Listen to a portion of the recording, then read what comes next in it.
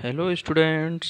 मैं कृष्णपाल सिंह, सहायक आचार्य भूगोल, उपस्थित हूँ आज एक नए वीडियो के साथ।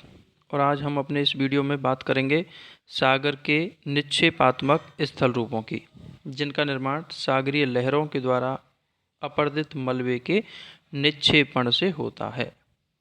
तो सागरीय निक्षेपात्मक स्थल रूप कौन कौन से हैं, तो उनकी आज हम यहाँ विस्तार से चर्चा करेंगे। तो चलिए वीडियो शुरू करते हैं।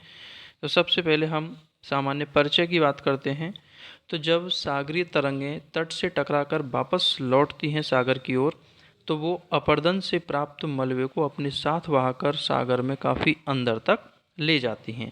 और उसी सागर ये तटीय चट्टानों के मलबे से विभिन्न आकारों में उसके जमाव होने से अनेक प्रकार के स्थल रूपों का निर्माण होता है। और इन्हीं निक्षेप से बने हुए स्थल रूपों को सागरीय निक्षेपात्मक स्थल रूप कहा जाता है। और ये निक्षेपात्मक स्थल रूप विभिन्न प्रकार के हैं। तो चलिए आगे बात करते हैं उनकी। तो सबसे पहले सागर के निक्षेपात्मक स्थल रूप में पुलिन। और पुलिन अर्थात तट का काफ़ी विस्तृत सा भाग है, जहाँ पर लहरों के द्वारा लाया गया जो मलबा है वो परत के रूप में बिछ जाता है। और इस प्रकार से लहरों के द्वारा मलबे के परत के रूप में निक्षेपण से बना हुआ काफ़ी विस्तृत चौरस भाग को ही पुलिन या बीच के नाम से जाना जाता है।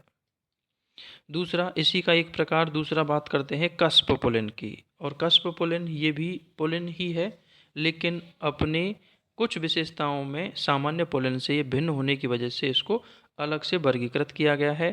तो कस्प पुलिन सागर की ओर लंबाई में विस्तारित होते हैं, अर्थात इनका विस्तार सागर की ओर काफ़ी लंबाई में होता है। इनकी चौड़ाई कम और लंबाई सागर की ओर अधिक होती है, तथा इनका निर्माण कंकड़, पत्थर और बजरी तीनों प्रकार के पदार्थों के मिश्रित जमाव से त्रिकोण के आकार में होता है। और इस प्रकार के जो पुलिन होते हैं उनको कस्प पुलिन के नाम से जाना जाता है, अर्थात इन पुलिनों में श्रेणीकरण नहीं होता है। और तीनों ही प्रकार के जो पदार्थ हैं, कंकड़, पत्थर, बजरी, वो सभी मिश्रित अवस्था में यहाँ पर पाए जाते हैं। तो इस प्रकार का जो पुलिन होता है उसे कस्प पुलिन के नाम से जाना जाता है। अब हम बात करते हैं अगला निक्षेपात्मक स्थल रूप, और वो है रोदिका व रोध। रोदिका व रोध, तो जब सागरीय तरंगों द्वारा मलबे का निक्षेपण एक पतले व लंबे कटक के रूप में किया जाता है या दीवार के रूप में किया जाता है, तो इसे रोदिका या रोध कहते हैं। लेकिन दोनों ही हैं एक ही चीज़, लेकिन कंडीशन का अलग अंतर है। रोदिका इसको उस स्थिति में कहेंगे जब यह सागरीय जल के अंदर डूबी रहती है, तो इसे रोदिका के रूप में जाना जाता है। और जब ये पतला लंबा कटक या दीवार नुमा जो संरचना है, जब मलबे के अत्यधिक जमाव से यह सागरीय तल से ऊपर दिखाई देने लग जाती है, तो ऐसी स्थिति में इसे रोध के नाम से जाना जाता है। बाकी बेसिकली ये एक ही तरीके का जमाव है, और इसमें सागरीय मलबा पतले लंबे आकार में एक कटक या दीवार नुमा रूप में जमा होता है, लेकिन सागर के जल के अंदर डूबी रहने पर इसे रोदिका के नाम से जानते हैं, और सागरीय जल से बाहर दिखाई देने पर इसे रोध के नाम से जाना जाता है। और यह सागरीय जल के जमाव द्वारा बनने वाली बहुत ही महत्वपूर्ण प्रकार की स्थलाकृति है। और यहाँ नीचे आप देख सकते हैं डायग्राम है, और उस डायग्राम में ये विभिन्न रोदिका और रोधों को प्रदर्शित किया गया है, और सागरीय जमाव से बनने वाली अन्य स्थलाकृतियों को इसमें प्रदर्शित किया गया है। इसमें स्पिट और हुक वगैरह ये सब प्रदर्शित किए गए हैं। चलिए इनकी आगे हम बात करते हैं। अब देखिए अगला स्थल रूप है निक्षेपात्मक अपतट रोदिका। अर्थात ये हैं सब रोदिका ही, लेकिन रोदिका की बनने की जगह कौन सी है, स्थिति कौन सी है, उस आधार पर रोदिका को अलग अलग नामों से जाना जाता है। तो अब हम यहाँ बात करते हैं अपतट रोदिका। जैसा कि नाम से स्पष्ट है, ये तट से दूरी पर स्थित होगी, अर्थात इसका तट से कोई जुड़ाव नहीं होता है। ये तट से दूर तट के समानांतर बनी हुई कटक नुमा या दीवार नुमा संरचना है, और इस प्रकार के निक्षेपण को अपतट रोदिका के नाम से जाना जाता है। अगली है संयोजक रोदिका। और संयोजक रोधिका नाम से भी स्पष्ट है, यह जोड़ने वाली रोधिका है। तो संयोजक रोधिका उसे कहते हैं जो तट के किन्हीं दो सिरों को या दो हिस्सों को आपस में जोड़ने का कार्य करती है, या किन्हीं दो द्वीपों को जोड़ने वाली जो रोधिका होती है उसे संयोजक रोधिका के नाम से जाना जाता है। अर्थात यदि रोधिका का जमाव ऐसी स्थिति में हो कि उससे या तो मुख्य तट के दो सिरे आपस में जुड़ जाएं या फिर किन्हीं दो द्वीपों का जुड़ाव हो जाए, तो ऐसी रोधिका को संयोजक रोधिका के नाम से जाना जाता है। वहीं अगला है टोम्बोलो, और ये भी संयोजक रोधिका ही है, लेकिन इसमें कंडीशन थोड़ी अलग है। और टोम्बोलो उस स्थिति में कहा जाता है जब रोधिका का जमाव होने से किसी द्वीप का जुड़ाव मुख्य तट से हो जाए, तो ऐसी रोधिका को टोम्बोलो के नाम से जाना जाता है। अर्थात टोम्बोलो में कोई द्वीप उस रोधिका के द्वारा मुख्य तट से जुड़ता है। इस प्रकार की रोधिका को टोम्बोलो के नाम से जाना जाता है। अब हम बात करते हैं अगले स्थल रूप की, और अगला स्थल रूप है स्पिट या भूजिव्या। और स्पिट या भूजिव्या अर्थात भूमि की जिव्या मतलब जीभ, भूमि की जीभ की तरह।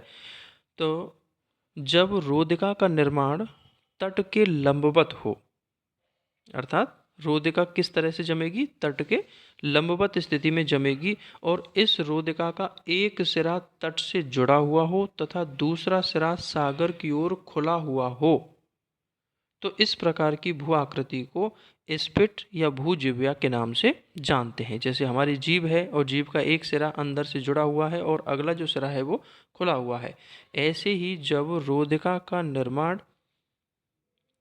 तट के लंबवत हो और उसका एक सिरा तट से जुड़ा हुआ हो और अगला सिरा सागर की ओर खुला हुआ हो, तो उसे स्पिट या भूजिव्या के नाम से जाना जाता है। अगली स्थलाकृति की बात करें हम, और वो है हुक। और हुक का निर्माण स्पिट के ही रूपांतरण से होता है। तो जो स्पिट है, उस स्पिट पर जब सागरीय लहरों के द्वारा लगातार आघात पड़ता रहता है, तो स्पिट का जो अग्रभाग है वो धीरे धीरे मुड़ता चला जाता है, उसमें मोड़ पड़ता चला जाता है, और वो मुड़ते हुए धीरे धीरे एक कुंदे जैसी आकृति में बदल जाता है। अर्थात स्पिट का अग्रभाग मुड़ करके कुंदे जैसी आकृति बन जाती है, और इस प्रकार की आकृति को ही हुक के नाम से जाना जाता है या सागरीय हुक के नाम से कहा जाता है। अगली बात करें हम लूप की, और लूप का निर्माण हुक की अग्रिम अवस्था है, अर्थात सागरीय लहरों के द्वारा बना हुआ जो हुक है उस पर और अधिक आघात होते रहने से, निरंतर उस पर प्रहार होते रहने से वो हुक लगातार मुड़ता चला जाता है, और जब हुक मुड़ते मुड़ते उस हुक का जो आगे का सिरा है वो मुड़ करके पुनः सागर के मुख्य तट से जुड़ जाए, तो इस प्रकार से एक छल्ले नुमा आकृति बन जाती है, और इस छल्ले नुमा आकृति को ही सागरीय लूप के नाम से जाना जाता है। अब बात करते हैं आगे अगला स्थल रूप लेगून एवं खाड़ी रोधिका की। और लेगून एवं खाड़ी रोधिका, तो जब किसी खाड़ी के मुख पर सागरीय मलबे का निक्षेपण रोधिका के रूप में हो, अर्थात खाड़ी के मुंह पर उस मलबा का जमाव पतले लंबे रूप में हो जाए और उससे खाड़ी का मुख बंद हो जाए, अर्थात खाड़ी का समुद्र से जुड़ाव समाप्त हो जाए, तो इस प्रकार की रोधिका को खाड़ी रोधिका कहा जाता है। और उस खाड़ी रोधिका के कारण खाड़ी का जो जल है वो बंद हो जाता है और समुद्र से उसका संपर्क समाप्त हो जाता है, तो वो खाड़ी एक झील में तब्दील हो जाती है, और इस प्रकार से निर्मित झील को लेगून कहा जाता है। और चूंकि लेगून में सागरीय मलबे का जमाव होने से उसकी तली उथली होती है, इसीलिए लेगून झील छिछली होती है, उनमें ज़्यादा गहराई नहीं होती है। तो इस प्रकार की जो स्थलाकृति या भूदृश्य है उसको लेगून, और खाड़ी के मुंह पर जमी हुई रोधिका को खाड़ी रोधिका के नाम से जाना जाता है। और अगला अंतिम निक्षेपात्मक स्थल रूप है तरंग निर्मित मैदान। और तरंग निर्मित मैदान तब बनता है जब लौटती हुई सागरीय जो लहरें हैं वो लौटती हुई सागरीय लहरें जब सागर के अंदर आती हैं तो अपने साथ लाए गए मलबे को काफ़ी विस्तृत चौरस क्षेत्र में फैला करके एक परत के रूप में जमा कर देती हैं और इस प्रकार उस मलबे के विस्तृत क्षेत्र में फैलकर बिछ जाने से एक चौरस सा मैदान बन जाता है और इस प्रकार मलबे के निक्षेपण से बने हुए इस मैदान को ही तरंग निर्मित मैदान कहा जाता है। यहाँ हमें ये ध्यान रखना होगा, इससे पहले वीडियो में हमने अपरदनात्मक स्थल रूप देखे तो उसमें तरंग घर्षित मैदान था और निक्षेपात्मक तरंग निर्मित मैदान है। अर्थात उस तरंग घर्षित मैदान का निर्माण लहरों के अपर्दन के फलस्वरूप हुआ था, जबकि ये तरंग निर्मित मैदान उस अपर्दित मलबे के परत के रूप में बिछने से निर्मित होता है। तो इस प्रकार से ये निक्षेपात्मक स्थल रूप थे। हमने इन स्थल रूपों के बारे में यहाँ सामान्य चर्चा की। उम्मीद करता हूँ आपको दी गई जानकारी समझ में आई होगी। मेरा वीडियो आपको अच्छा लगा हो तो इसे लाइक और शेयर अवश्य करें और मेरे चैनल को सब्सक्राइब भी करें। धन्यवाद।